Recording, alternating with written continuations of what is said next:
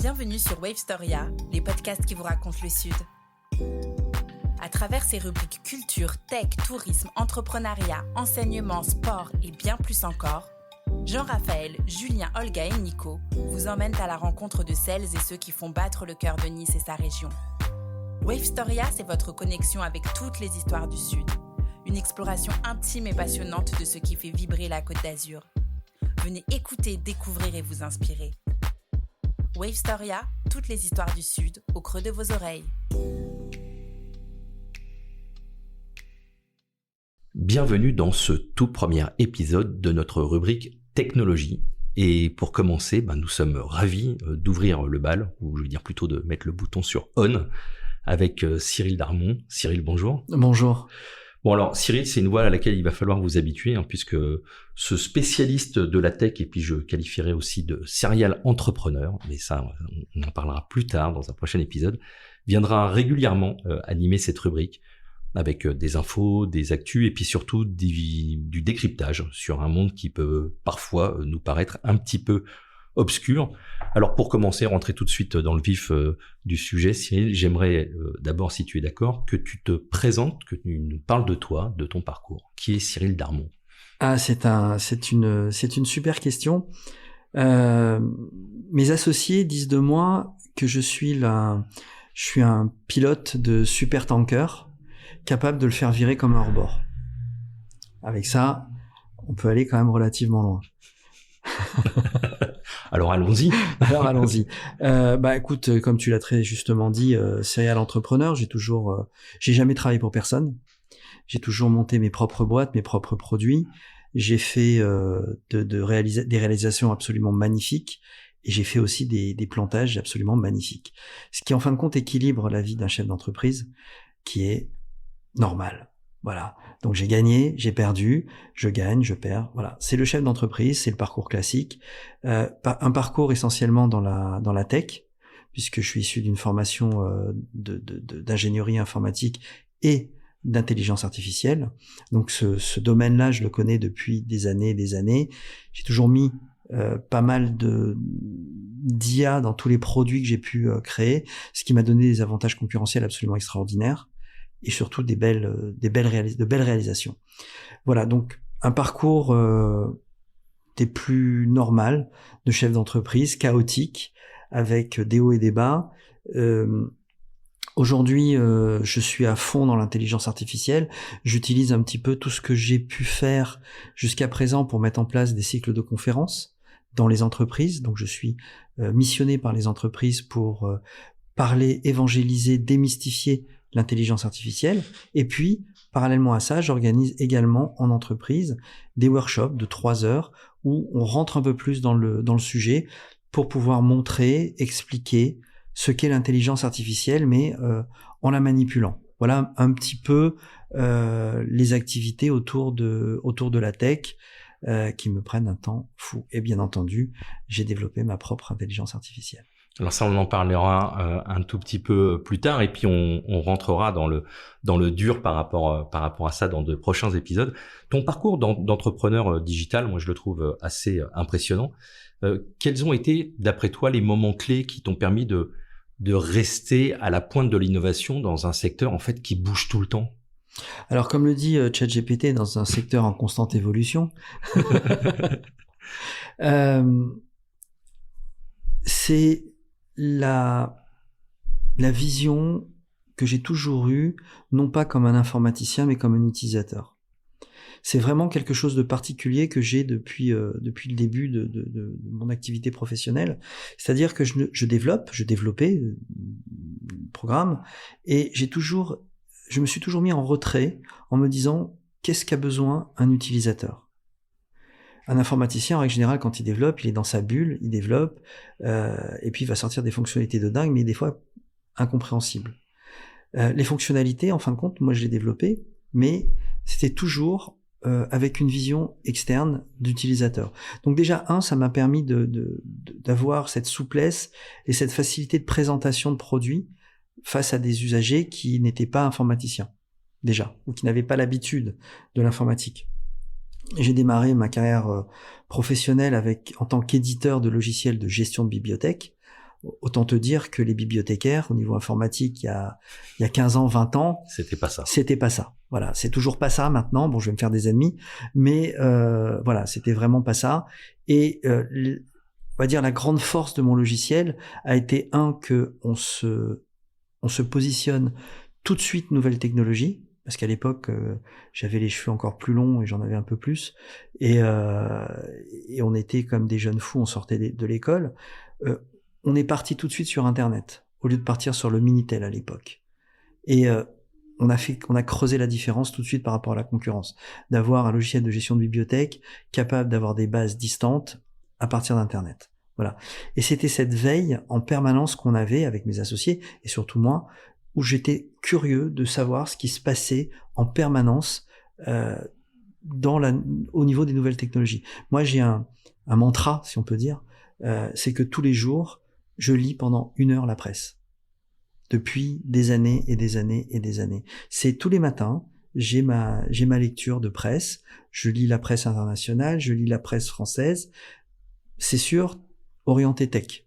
Donc je suis au courant et je suis curieux de connaître en permanence ce qui se fait de mieux. Après, je me dis, j'ai des idées, je me dis, ah tiens, c'est sympa de pouvoir partir sur ce type d'orientation. On regarde, on creuse avec l'équipe informatique et on voit si c'est réalisable. Mais en règle générale, je pense que c'est comme ça que j'ai toujours réussi à rester dans la course. Alors, tu parlais d'évangéliser. On va voir, en tout cas, de démystifier. Ce que je te propose aujourd'hui, c'est qu'on reste focus sur l'intelligence artificielle. J'allais dire, c'est le sujet du moment. Alors, c'est déjà le sujet depuis un petit moment et manifestement, ça va l'être de plus en plus et ça va occuper nos vies. Mais ça, on y reviendra. Mais pour commencer, en fait, j'ai une question toute bête. Alors, je sais pas si elle est simple, en fait. C'est quoi l'IA ? Et puis aussi, c'est quoi, parce qu'on entend quand même un peu plus parler maintenant, l'IA générative. Est-ce que tu peux nous dire ce que c'est ? Bien sûr. Alors, l'IA, en réalité,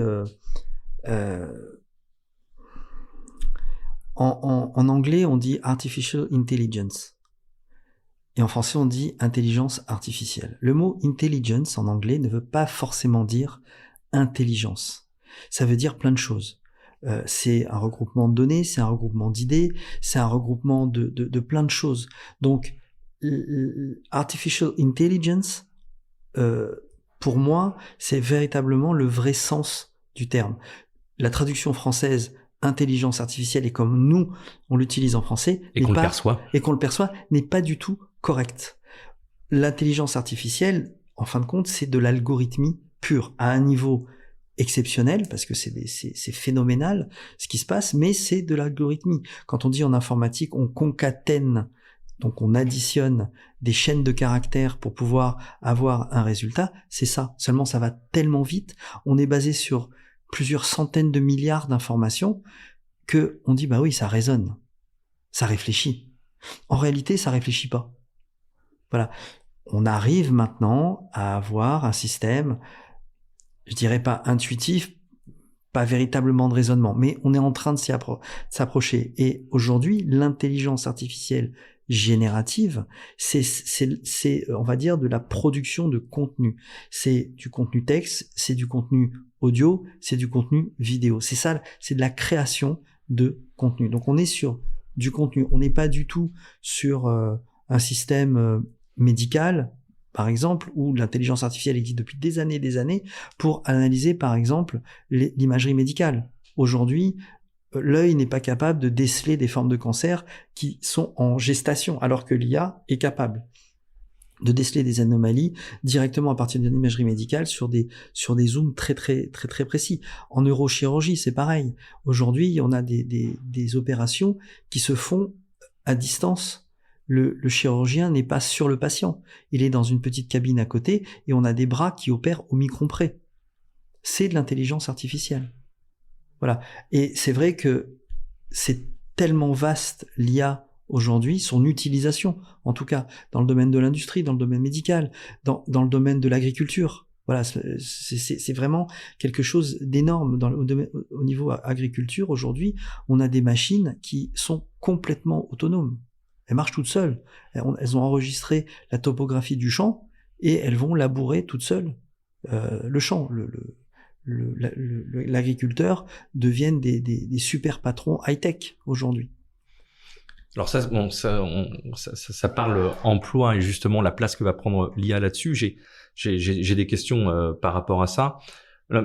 L'IA, c'est souvent perçu comme une technologie révolutionnaire, il n'y a pas de doute, mais qui soulève beaucoup de questions, d'inquiétudes quant à la vie privée, à l'emploi justement, à l'éthique. À ton avis, comment on peut encourager une adoption responsable de l'IA qui va bénéficier à l'ensemble de la société sans forcément creuser des inégalités aujourd'hui? Déjà, je pense qu'il faut partir du postulat suivant, c'est que l'IA ne doit pas faire peur. Aujourd'hui, moi je le vois régulièrement en entreprise, des chefs d'entreprise de grosses sociétés ont peur. Ils ont peur de l'IA, pourquoi ? Parce que c'est de l'inconnu pur. On ne sait pas où on va. Et l'être humain, de base, a peur de l'inconnu. On a tous peur de l'inconnu. Quand le train est arrivé en 1889, je crois, les usagers du train se trouvaient mal au-delà de 20 km/h. Parce qu'ils disaient, on va mourir avec la vitesse. C'était l'inconnu total. Quand l'électricité est arrivée, les gens ont eu peur de l'électricité. Quand la carte à puce est arrivée, on a dit, ça y est, on est tous pucés. Bon, Elon Musk, il est en train de le faire. Mais quand même. Quand le téléphone portable est arrivé, quand l'ordinateur est arrivé. Quand Internet est arrivé. Voilà, on a peur. Donc, déjà, il faut se dire que l'IA n'est pas là pour remplacer l'être humain, mais pour venir en tant qu'assistant. Dans le milieu de l'entreprise, par exemple, l'intelligence artificielle, on peut la considérer comme un super assistant, comme un super stagiaire. Voilà. Stagiaire, ok, il dort pas, il mange pas, il part pas en vacances, et il fait qu'apprendre. Voilà. Et il a à sa disposition plus de 100 milliards d'informations. Donc, forcément, la réponse à notre question, elle est dans ce stagiaire. À nous de bien la formuler, de bien nous exprimer et de bien parler avec la machine pour pouvoir avoir la formation la plus probante possible. Ça, c'est quelque chose d'important. Après, l'évolution, elle va se faire d'elle-même. On ne peut pas, aujourd'hui, aller contre l'IA. C'est comme si on allait contre Internet. C'est comme si on allait contre l'électricité. C'est pas possible. Aujourd'hui, c'est une révolution. Elle est en marche. C'est un rouleau compresseur et on ne peut pas. Si demain, l'IA doit remplacer un secteur d'activité, il le remplacera. C'est comme ça. On n'y peut rien. C'est la loi du business. C'est comme ça. Aujourd'hui, ceux qui sont en train de disparaître sont les traducteurs. Les traducteurs, c'est juste une horreur. Les malheureux, pendant des années, on leur demandait de traduire des textes parce que c'était en anglais natif, etc. Mais aujourd'hui, on n'a plus besoin de traducteurs. Moi, l'IA que j'ai faite, je traduis des textes en 150 langues et d'une super qualité. Donc c'est juste extraordinaire. Donc non, l'intelligence artificielle aujourd'hui je dis bien aujourd'hui, ne remplace pas l'homme. Elle est là pour l'assister, pour l'accompagner dans toutes ces tâches, que ce soit personnelles que professionnelles. Dans le domaine personnel, on a tous entendu parler du petit robot qui nettoie le parterre, qui se balade tout seul et qui retourne sur sa base. Eh ben c'est de l'intelligence artificielle pure et simple. On a les mêmes pour aller tondre le gazon, eh ben c'est pareil. C'est de l'IA. À des niveaux moindres, mais c'est de l'IA. Donc, l'IA fait partie intégrante aujourd'hui de notre vie. Des fois, on s'en aperçoit pas du tout. Si, on s'en aperçoit quand on s'en aperçoit pas, mais elle est présente dans un ascenseur. T'appuies sur un bouton d'ascenseur, c'est de l'IA. Parce que, pas sur tous les ascenseurs, mais quand on a plusieurs cages d'escalier, on a des programmes d'IA qui vont analyser les différentes cages d'escalier et où est la cabine en fonction de tel et tel emplacement, tel et tel. Enfin, ça a été mon premier programme que j'ai fait en IA. D'accord. Mon ascenseur, il a jamais marché. Le type est encore dedans d'ailleurs. Le type est encore dedans. Zut. Et ça fait 8 ans. Tu en parlais notamment dans l'usage privé, la question des biais dans les algorithmes d'IA, c'est un sujet de débat qui est important. Comment penses-tu que la société, les gouvernements devraient aborder ce problème pour garantir que l'IA soit utilisée de manière éthique et équitable pour tout le monde? C'est une question, c'est une super question parce que ça lève de très gros problèmes. Je prends un exemple. L'année dernière, il y a 1 an et demi, je crois, ou 2 ans, le système de santé américain le système de remboursement de santé américain était basé sur l'intelligence artificielle, 100%. Okay, les remboursements, le système favorisait plus les blancs que les noirs. Oui, j'avais entendu parler de ce truc, ça avait fait un tollé. Mais pourquoi ? Tout simplement parce que l'intelligence artificielle se nourrit d'Internet. Et sur Internet, il y a beaucoup de fake, il y a beaucoup de préjugés. Et la communauté noire en a énormément souffert. Donc, le principe de l'IA qui était branché disait, non, on va favoriser ceux qui sont gentils. Donc, complètement débile. Il était intoxiqué par Internet. Exactement. Donc, là, ça soulève un point hyper important, surtout sur comment va se nourrir l'intelligence artificielle. Le PDG de Google a tiré une sonnette d'alarme dernièrement en disant l'internet est mort. Alors, il prêche pour sa paroisse parce que lui, ce qu'il veut vendre, c'est Gemini derrière, mais il a pas tort parce que toute la planète aujourd'hui est en train de produire du contenu fait par l'intelligence artificielle. Mais dans ce contenu fait par l'intelligence artificielle, il y a beaucoup d'hallucinations. Donc, ça part sur Internet, les moteurs Google enregistrent, indexent ce qui se passe, et ça part dans les bases de données. Et après, derrière, on a l'IA qui va se nourrir, donc elle va se nourrir de préjugés, de fake, etc. Donc, c'est une vraie question, c'est un vrai sujet, et c'est un sujet problématique parce que c'est compliqué de pouvoir mettre des barrières. Très, très, très compliqué. Donc là, pour l'instant, ils essayent de réfléchir, mais je suis pas certain qu'ils y arrivent. Ouais, ça l'était déjà pour Internet et ça le sera encore plus et encore plus compliqué, sans compter que est-ce qu'aujourd'hui, notamment au niveau des gouvernements, est-ce qu'ils ont vraiment pris l'ampleur du sujet ? On n'a pas toujours l'impression. Non, les gouvernements aujourd'hui ne comprennent pas. Ceux qui sont sur des ministères liés aux nouvelles technologies, ils étaient avant à l'emploi ou ils étaient avant à la ville. Voilà, donc les mecs sont débarqués ce sont pas des professionnels des nouvelles technologies et malheureusement, ils servent à rien et en attendant les erreurs se creusent, les écarts se creusent et on va sur des chemins qui sont pas top. Juste avant de continuer, permettez-moi de vous parler de notre partenaire Méditerranéo. Si vous ne le connaissez pas encore, il est temps de découvrir ce véritable joyau situé à la gare du Sud, un lieu mythique pour tous les Niçois. Plus qu'un simple restaurant, Méditerranéo est un espace de partage de culture et d'art où la cuisine méditerranéenne est à l'honneur. Ici, tout est pensé pour éveiller vos sens. Déguster des plats maison préparés avec des produits locaux, participer à des ateliers culinaires, découvrir des expositions et vibrer au rythme des concerts qui animent les soirées.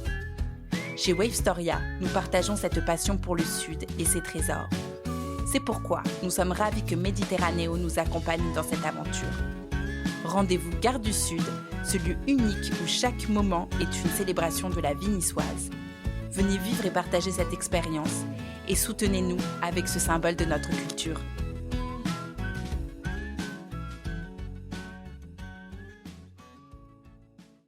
Selon toi, aujourd'hui, quelles sont les applications de l'IA les plus sous-exploitées dans le monde des affaires ? Et comment penses-tu qu'elles vont se développer dans les prochaines années ? Sous-exploitées, je ne saurais te le dire, parce que aujourd'hui, dans le monde des affaires, toutes les applications, notamment dans le domaine financier, domaine comptable, sont toutes en train de se mettre à l'IA. Donc, il y a une volonté de la société privée, donc il y a une volonté intense de la part des acteurs de la finance et donc de la comptabilité de mettre en place l'IA. Sous-exploité, je pense que les entreprises aujourd'hui...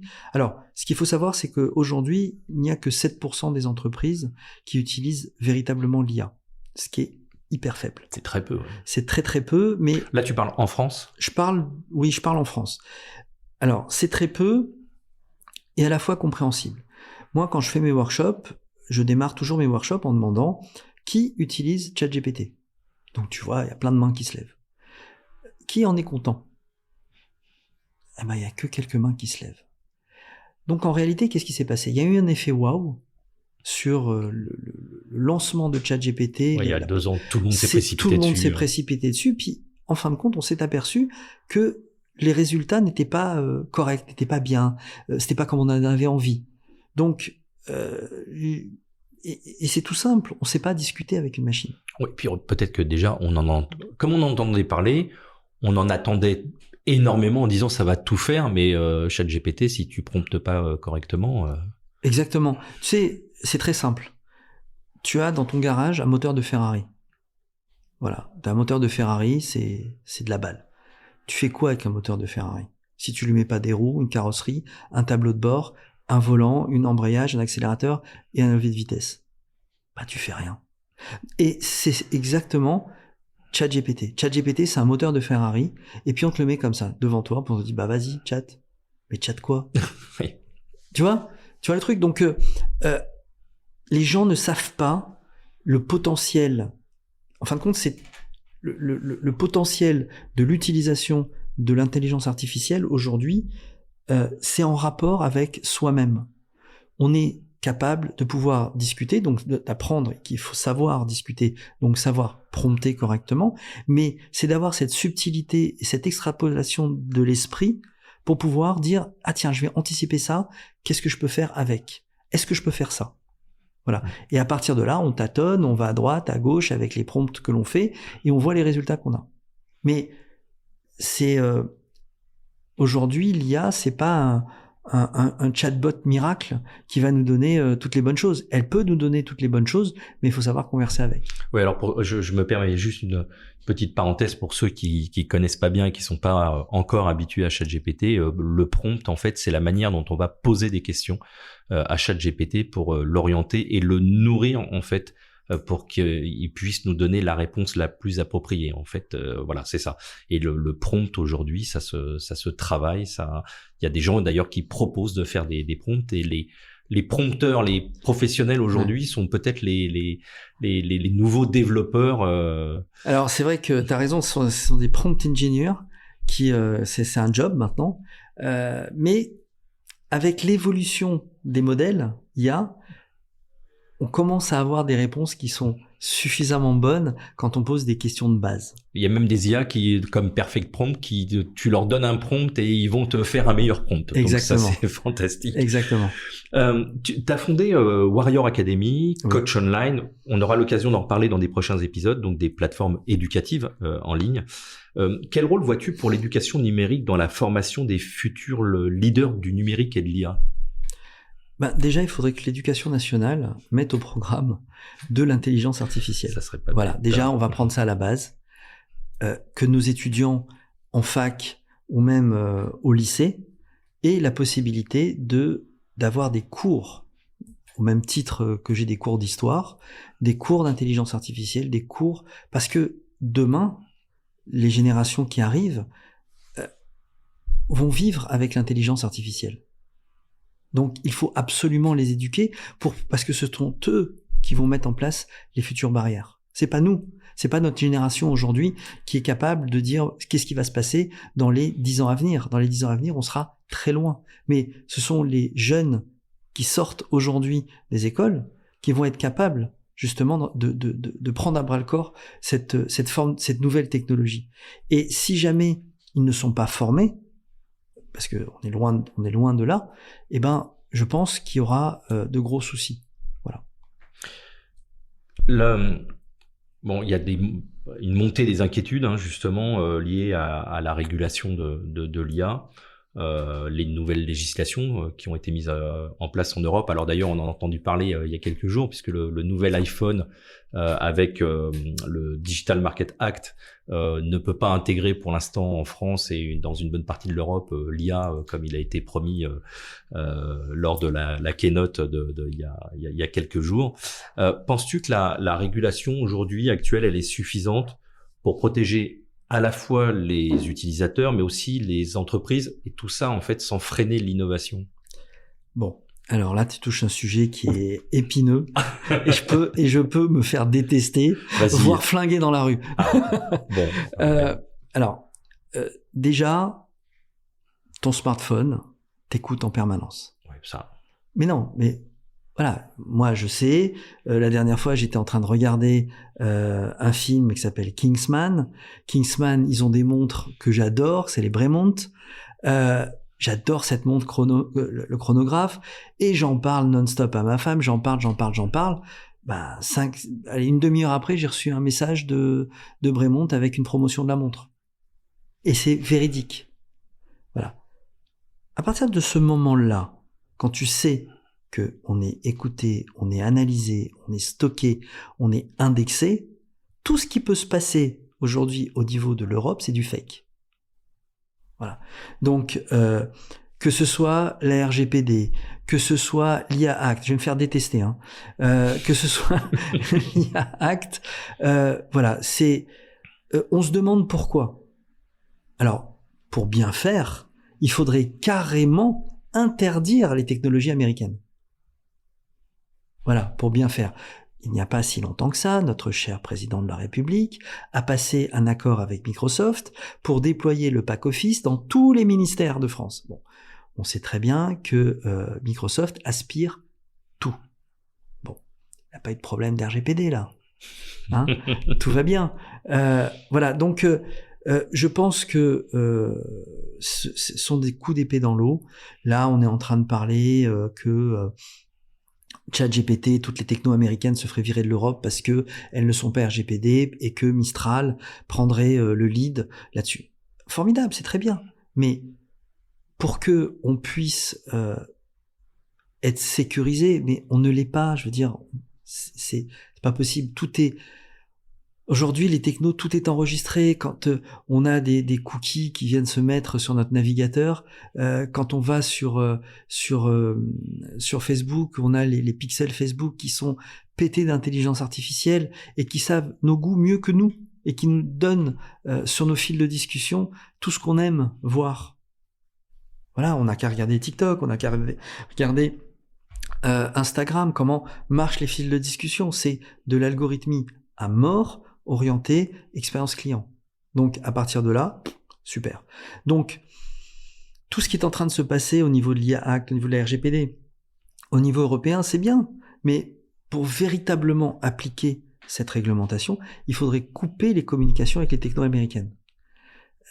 C'est pas demain. C'est pas demain. Moi, je donnais un workshop dans une boîte de 4600 personnes cotées en bourse et tout ça. Je parlais de la sécurité des données, justement. Le président m'a dit, moi, j'en ai rien à faire. Je m'en fous, je suis introduit en bourse. Moi, tous mes comptes sont publics. Donc, que tu balances un bilan à ChatGPT, qu'il analyse et qu'il stocke les données dans son vulgairement parlant, je m'en fous. Voilà. Il me dit, c'est sûr que je vais pas mettre mes brevets, ce que je suis en train de traiter sur ChatGPT. Mais en réalité, tout est public. Si tu l'as sur l'ordinateur, voilà. Et puis après, s'il y a des choses que tu veux vraiment sécuriser, tu fais un truc sur un papier et tu l'échanges avec le gars. Exactement. Puis, mais moi, je pense que les pouvoirs, au niveau de la communauté européenne, devraient plus s'appuyer sur des professionnels plutôt que sur des politiques. Voilà. Tu viens de parler à l'instant là justement de com. Le marketing digital, c'est un domaine où tu performes aussi quand même un petit peu. Comment tu vois l'intégration de l'IA dans la création de campagnes marketing à l'avenir? Est-ce que ça peut remplacer la créativité humaine ou est-ce que ça peut être un complément?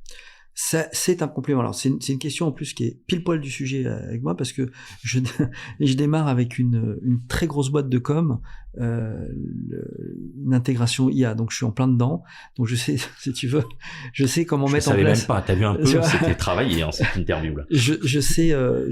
Là, au niveau de stratégie de communication, l'idée c'est de pouvoir donner à un commercial dans une agence de com la possibilité de faire sa reco de A à Z. Alors effectivement, un commercial quand il va en rendez-vous, il a besoin de connaître toutes les informations sur la boîte chez qui il va, mais la plupart du temps, il le fait pas parce que il faut aller chercher sur Google, etc., etc. Voilà. Là, l'IA va venir en support pour pouvoir formaliser et donner des rapports sur la société dans laquelle il va aller. Il va pouvoir faire complètement sa campagne de pub avec l'intelligence artificielle, mais bien entendu, il pourra en permanence la modifier. la faire évoluer. Mais là, pour le coup, au niveau du marketing digital, l'IA générative aujourd'hui, elle excelle dans ce domaine. Parce que elle est spécialisée dans la fourniture de contenu, et le fait d'orienter la demande avec des prompts évolués, on a un contenu qui est très très très intéressant. Et on peut monter des tunnels de vente, on peut monter des aimants à clients, on peut monter des formations. Tout peut être monté aujourd'hui avec l'IA générative à partir du moment où la conversation est bien faite. Alors, tu es aussi conférencier là sur l'IA, donc là, tu en parles à l'instant, consultant pour les entreprises. Quels sont les plus grands défis que tu observes actuellement lorsqu'il s'agit d'adopter des technologies IA dans les PME, dans les startups? L'adhésion des collaborateurs. C'est tout simple, hein. C'est tout simple. Tu vas essayer de promouvoir l'IA à l'intérieur des différents services, et tu vas tomber face à des collaborateurs qui sont tétanisés parce que je vais me faire remplacer, je suis mort, c'est fini. Donc il y a tout un travail en amont qui n'est absolument pas de l'intelligence artificielle, mais qui est de l'intelligence émotionnelle. Donc là, il y a un vrai job, un vrai sujet qui se traite en amont avec des spécialistes de l'intelligence émotionnelle qui vont en fin de compte travailler avec les collaborateurs pour les mettre en condition pour être capables d'accepter l'arrivée de cette nouvelle technologie comme un outil qui ne va pas les remplacer, mais comme un stagiaire. Voilà, comme un stagiaire qui va les assister. Mais tu penses quand même qu'il va y avoir un impact réel de ces outils comme ChatGPT sur les emplois, sur les compétences humaines à court, moyen et long terme? Mais bien sûr, c'est clair que les emplois, on va dire à 3 ans, ne vont plus avoir la même tête que les emplois aujourd'hui. Enfin, on avait dit la même chose de la robotique, et finalement il y a eu d'autres choses qui se sont créées autour de ça. Mais au niveau de la robotique, les emplois ont muté. Tu as aujourd'hui dans les chaînes de production des robots qui montent entièrement des bagnoles, alors qu'avant c'était des gars.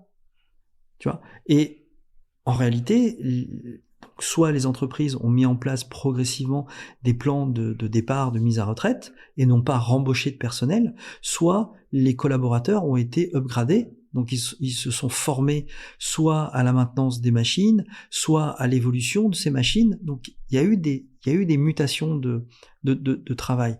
Et dans tout le secteur aujourd'hui, l'IA va venir transformer, chambouler un petit peu le secteur. Je parle plus dans le secteur du tertiaire parce que au niveau après des artisans, des peintres, des maçons et tout ça, pour l'instant, les robots ils sont pas encore en train de porter les briques. Ça va pas être un peu tentant pour le chef d'entreprise s'il est mal formé, mal éduqué à l'IA, de se dire bon bah là en fait ChatGPT ça va pouvoir remplacer ce gars-là. Mais tout à fait.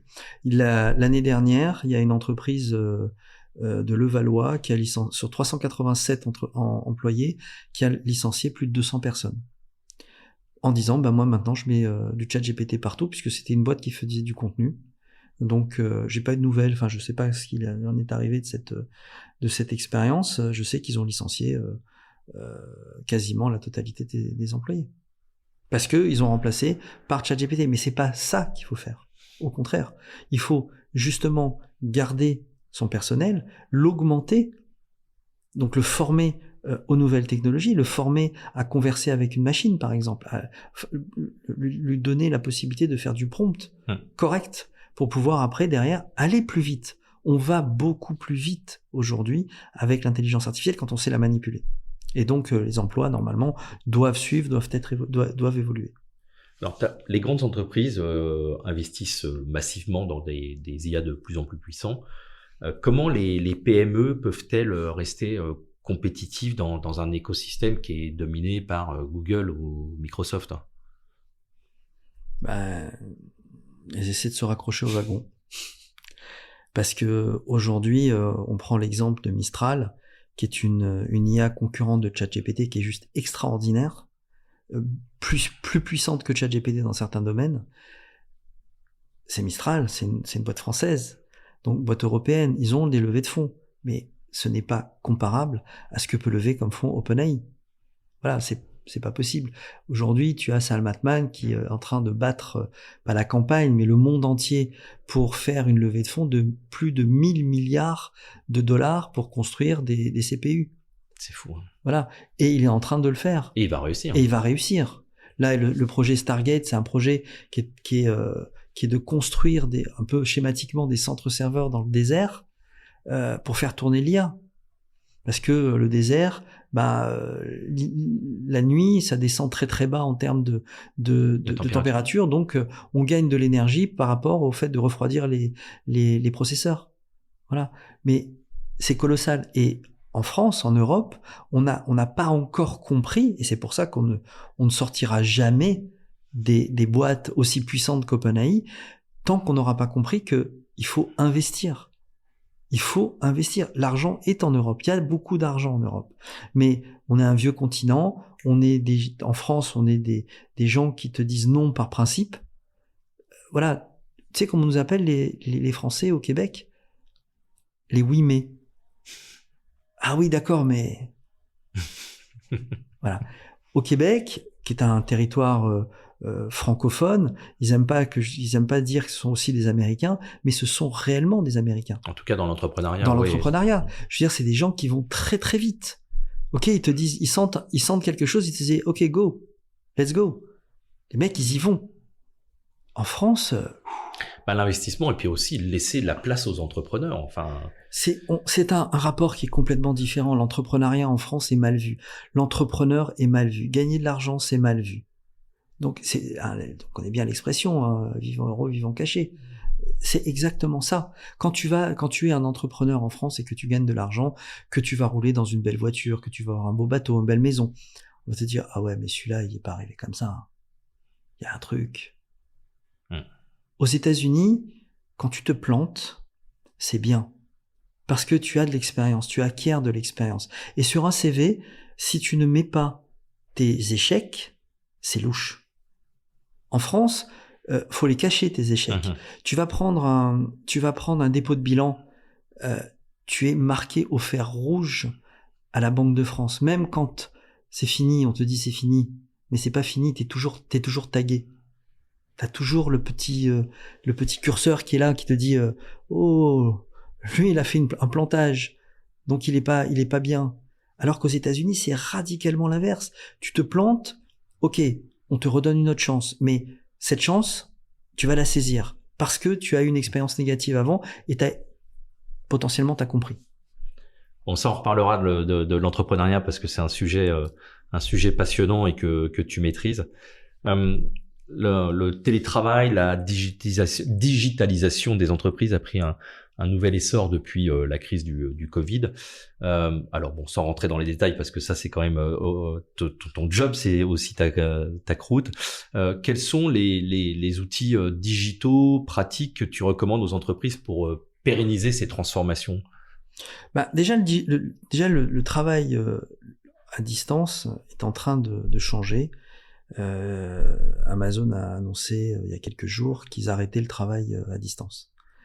C'est quand même intéressant. J'avais pas vu cette info. Ouais. C'est quand même intéressant. Moi, je le sais depuis le départ, c'est pas bien travailler à distance parce que il faut être mentalement super fort pour être capable de bosser chez soi. Tu as la PlayStation, tu as toutes les plateformes Netflix à ta disposition et le frigo. Voilà. Donc, à partir de là, il faut être super bon mentalement pour te dire, allez, à 9h, j'ouvre l'ordi, je le ferme à 18h. Et je me fais une pause clope un peu sur le balcon, et puis je rentre. Et tu passes devant la télé, devant la PlayStation, devant le frigo, et tu dis, non, j'y touche pas. Ah non. Voilà. Donc, c'est très, très, très compliqué. Moi, je l'ai expérimenté avec des équipes qui étaient hyper bien formatés et qui allaient à fond dans le travail à distance et qui étaient opérationnels. Et puis j'ai eu des gars, les mecs, ils allumaient pas la caméra le matin parce qu'ils étaient encore dans le lit. À 9h. Les mecs, ils pouvaient pas se lever. Ouais, je crois qu'il y a des centaines d'histoires sur les visios où mais bien sûr. Les types disaient non mais ma caméra fonctionne plus. Ma caméra fonctionne plus, bien sûr, la caméra elle fonctionne pas. Ça on le connaît. Voilà, donc pour moi le travail à distance ça a été un temps. sur la période du Covid, mais il n'y a pas mieux que les mules d'un bureau. Il n'y a pas mieux. Tu sais, moi, j'ai eu des employés, on était tous dans des open space, et c'est juste formidable.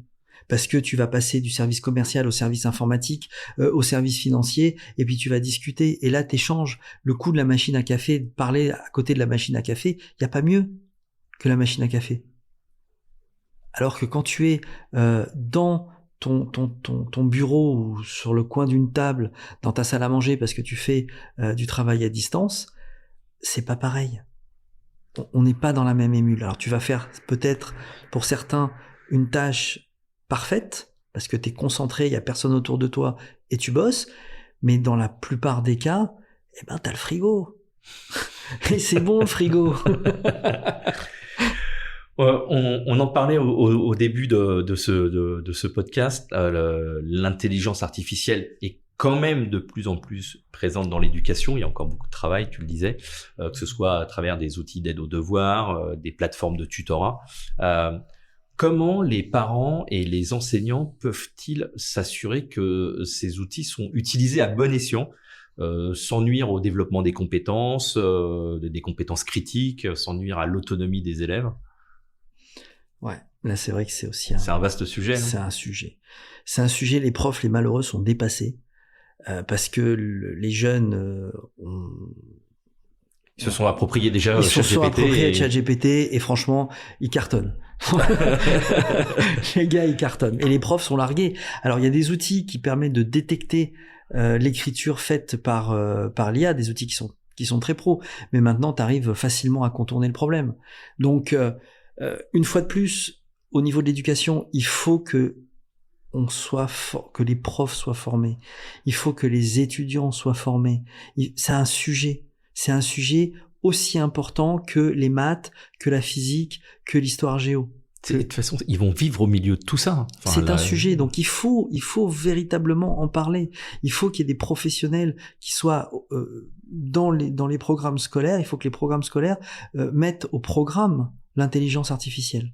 Ce n'est pas que dans les cours d'informatique où on voit en deuxième cycle, allez, on parle de l'intelligence artificielle. Non, il faut parler de l'IA générative, des potentiels, des dérives, de l'éthique, de ce qu'on peut en faire.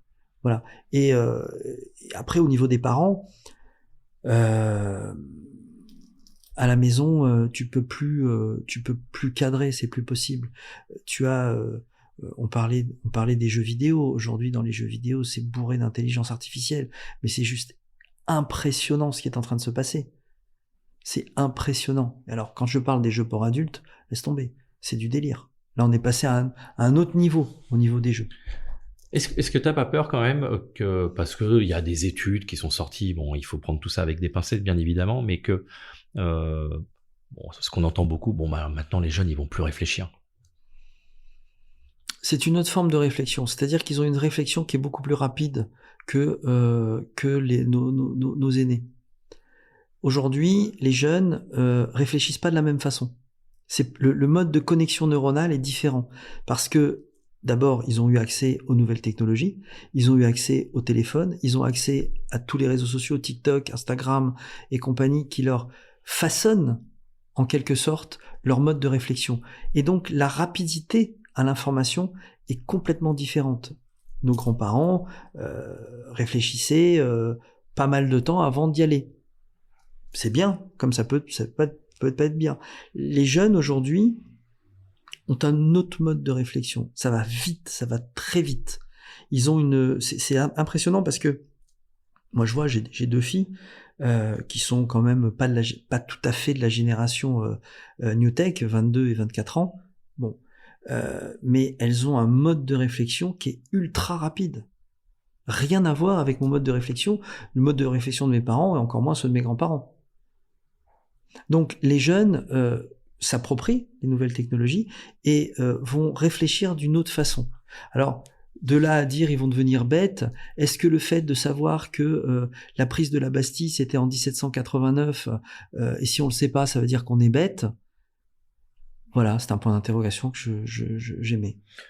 De toute façon, une fois encore, je pense que ça va être un problème aussi d'éducation au sens large vis-à-vis des enfants. Enfin, moi, je suis d'une génération où j'ai vu arriver Internet. J'étais plus scolarisé. J'avais quitté l'école déjà, mais donc on disait bon, de toute façon maintenant avec Internet, les jeunes, ils vont plus rien faire du tout. Aujourd'hui, l'éducation nationale, les profs, enfin quel que soit le niveau, disent servez-vous d'Internet pour faire des recherches. Vous avez accès à une bibliothèque planétaire, donc bon voilà. Et en fait, ça continue d'évoluer là-dessus. Je pense qu'effectivement. Moi, j'ai un gamin qui a 12 ans, je lui ai montré ce que c'était que ChatGPT en lui disant quand je suis pas là, je te demande pas de demander à ChatGPT de faire ton exercice de maths, mais si tout d'un coup tu comprends pas et que je peux pas te répondre, demande à ChatGPT de t'expliquer comment avoir le résultat. Mais oui, alors c'est marrant. Moi, j'ai chargé dans ChatGPT, je me suis amusé la dernière fois d'acheter le manuel technique d'une de mes motos, 600 pages. Et je lui ai dit, je l'ai chargé, il l'a bien compris, il l'a bien assimilé. C'était pas ChatGPT, c'était Claude AI en version payante. Et je l'ai chargé. Je lui ai dit, je sais pas comment faire une vidange. Est-ce que tu peux me dire comment faire la vidange? Il m'a expliqué de A à Z comment faire une vidange sur le modèle de ma moto. Voilà. Donc ça évolue de dingue. Nos enfants vont prendre ça de plein fouet. Ils vont se l'approprier de toutes les façons, de la même façon qu'ils se sont appropriés les réseaux sociaux, qui sont tombés addicts des réseaux sociaux. Donc on commence à être complètement addict de l'IA, parce que quand on commence à l'utiliser et quand on voit le potentiel de résultats qu'on peut avoir, franchement, on se pose des questions. Une question plus personnelle, qu'est-ce qui te passionne, toi, le plus aujourd'hui dans l'univers de la tech, de l'IA? Est-ce qu'il y a des domaines émergents qui captent un peu plus ton attention en ce moment? Le futur. Le futur, moi, tout simplement. Le futur, moi, ce qui me passionne, c'est Terminator, c'est Matrix, c'est aujourd'hui le futur. Pour moi, on est dedans. On est dans la cybernétique, on est dans Cyberdine, on est dans la matrice, on n'en est pas loin du tout. Aujourd'hui, on a ChatGPT, enfin OpenAI, qui est en train de travailler sur une intelligence artificielle générale. C'est exactement Terminator, c'est Skynet. Aujourd'hui, une intelligence artificielle générale, si demain matin elle sort, elle est capable de créer une intelligence artificielle autonome, elle est capable de créer des armes autonomes. Enfin, c'est du délire. Ça te fait pas peur, Skynet? Parce que si on a vu Terminator, c'est quand même pas glorieux. Mais justement, ça fait flipper. Ça fait flipper. Et c'est vrai que sans contrôle de la part des autorités, on y va pleine balle. Parce que en face de nous, on a des mecs qui sont des véritables génies. Je parle d'Elon Musk, je parle de Sam Altman, je parle de Zuckerberg. Alors Sam Altman, c'est le patron de OpenAI. OpenAI. Ouais. Voilà, ils sont, pour arriver à un tel niveau de réussite, il faut déjà être fou. Voilà, parce qu'on peut pas réussir si on n'est pas visionnaire, si on n'est pas fou. Ces mecs-là sont tous en train de travailler sur l'IAG. Tous. Elon Musk, en début d'année, a quand même implanté une puce dans un tétraplégique, je crois, et le gars peut jouer aux échecs. Tranquille. Voilà. Alors il dit que c'est pour les besoins médicaux, voilà, c'est formidable. Mais en réalité, c'est pas du tout ça. Aujourd'hui, l'idée d'implanter des puces dans un cerveau humain, c'est de pouvoir charger des programmes. Demain, tu pars en Chine, tu vas t'acheter un programme chinois, tu parles chinois natif. Oui, et ça nous paraît encore aujourd'hui fou, mais finalement on aurait parlé de ChatGPT il y a 10 ans. Mais non, c'était pas possible. C'était pas possible. Je me souviens plus de son nom. Un des pères de l'IA, il y a 3 ans, disait que pour faire une IAG, il faudrait à peu près 20 ans. Il y a 2 ans, il a dit « Ah bah non, on va faire 3 ans ». Et puis l'année dernière, Sam Altman s'est fait virer de sa propre boîte, on sait pas pourquoi, et puis d'un coup on a su, puis l'info a fuité, puis elle est repartie. C'est parce qu'apparemment il y a un département secret dans lequel il aurait développé une IAG. Est-ce que c'est vrai? Est-ce que c'est pas vrai? Voilà. Donc on n'en est pas loin. On n'en est pas loin du tout. Donc il faut vraiment que les pouvoirs publics mettent des vraies barrières. Et ça, c'est mondial. Il faut Le problème, c'est que c'est mondial. Voilà, il faut que les Américains prennent conscience du potentiel de dangerosité que peut provoquer une IA si on la laisse faire et vivre comme elle le souhaite, parce que c'est tout à fait possible. Et tant que les pouvoirs publics ne comprendront pas ça et qui laisseront ces grands visionnaires qui sont absolument géniaux développer leur génie, voilà, c'est comme Einstein quand il a développé la bombe atomique. Aujourd'hui, les gouvernements mondiaux savent à quel point une bombe atomique peut être dévastatrice, parce qu'on l'a vu sur Hiroshima et Nagasaki. Donc c'est exactement le même phénomène. Il faut que les pouvoirs publics prennent conscience que une IA peut être dévastatrice, 100 milliards de plus qu'une bombe atomique. Bon, on va essayer de terminer sur une note un petit peu plus positive. Avant de se quitter, j'aimerais qu'on parle quelques instants de ton actu. Ton actu IA, tu en as parlé très très rapidement de Vika, et puis d'un événement, puisqu'on est sur Webstoria et qu'on parle de Nice et de la métropole, d'un événement qui va arriver dans quelques mois. Alors commençons par l'IA déjà. Commençons par l'IA. Alors il y a à peine un petit mois, j'ai lancé c'est pas véritablement une IA, c'est un tableau de bord basé sur plusieurs IA. Justement, je parlais tout à l'heure du moteur Ferrari. C'est à partir d'un moteur Ferrari, donc un modèle ChatGPT et Mistral, on a mis par-dessus un tableau de bord avec tout un tas de rubriques permettant directement d'aller aux solutions choisies, que ce soit dans le digital marketing, que ce soit dans la RH, que ce soit dans l'art oratoire, que ce soit dans la finance et autres bien sûr, avec la possibilité de faire de la retranscription texte, speech to text et text to speech. Là, c'est quelque chose que j'ai mis en place il y a un petit mois et qui est en train de faire un carton sur le marché. Donc vika.fr, c'est très simple, VICKIA.fr. On mettra tous les liens de toute façon dans l'épisode, enfin dans la description de l'épisode. Et c'est vraiment une plateforme qui permet d'assister et d'accompagner les chefs d'entreprise, les solopreneurs dans leur activité de création de contenu. Voilà. C'est bien noté. Et les events, l'event de fin d'année, bien entendu sur l'intelligence artificielle, donc 2 jours, 5 et 6 décembre à Nice, au Crone Plaza. 2 jours avec des speakers de renom. On a Christophe Barbier, on a des avocats, on a des chefs d'entreprise de très grosses sociétés, Auchan, Havas, voilà. Et pendant 2 jours, on va parler de l'intelligence artificielle. On va mettre en place des use cases avec des exemples. Donc, une journée complète d'atelier où on sera sur scène, on va parler de l'expérience et on montrera les expériences. Donc, il y a 200 places. Il faut se dépêcher parce que ça se remplit très vite. On ne pourra pas avoir une place de plus à cause de la sécurité.